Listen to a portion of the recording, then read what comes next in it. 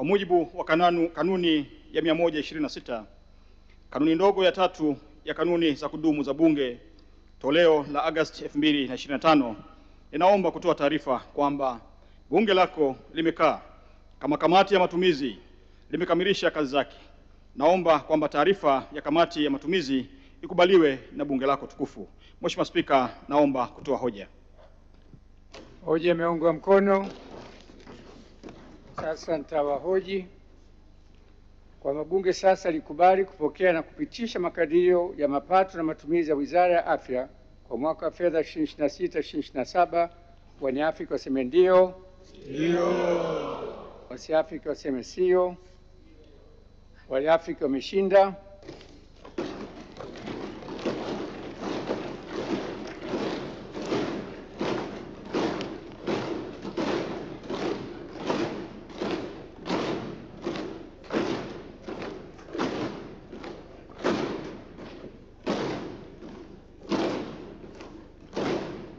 Waheshimiwa wabunge, nichukue nafasi hii kwanza kukushukuru sana Mheshimiwa Waziri, naibu wako, lakini wakubwa zaidi wataalamu wetu.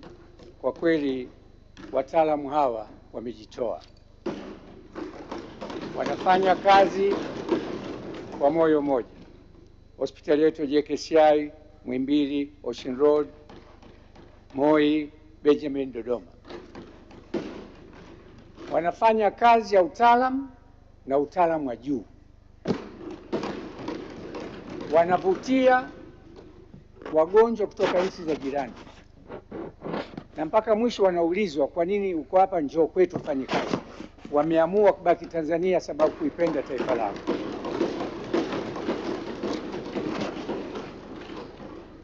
Hospitali zote ukienda JKCI, mitambo ya kisasa, Muhimbili, Benjamin, Ocean Road, Moi.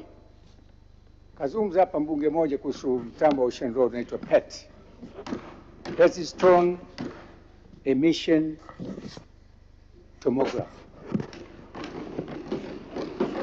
Ukiingia ndani, ukitoka inakwambia wewe utapata kensa baada ya miaka miwili au mitatu, au wewe hupati kensa, Mungu amekujalia.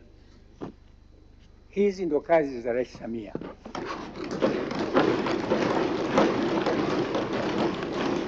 Kujali maisha ya Watanzania.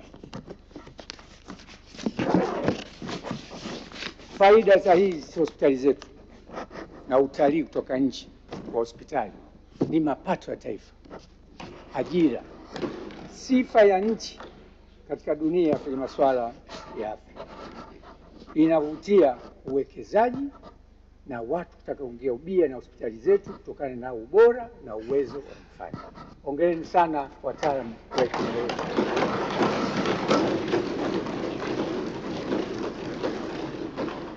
Hospitali za wilaya, mimi niko wilaya, nazungumzia yangu ya Amana na Mnazi Mmoja, kwa kweli wanafanya kazi vizuri sana.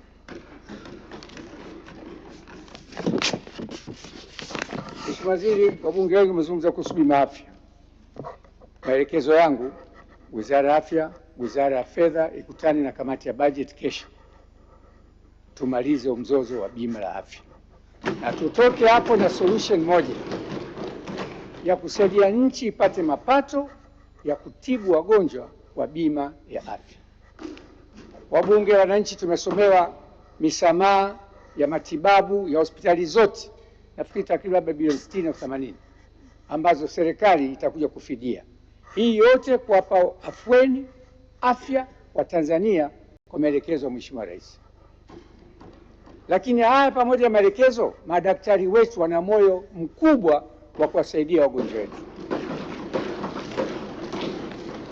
Nawapongeza tena wataalamu wetu, wauguzi wote,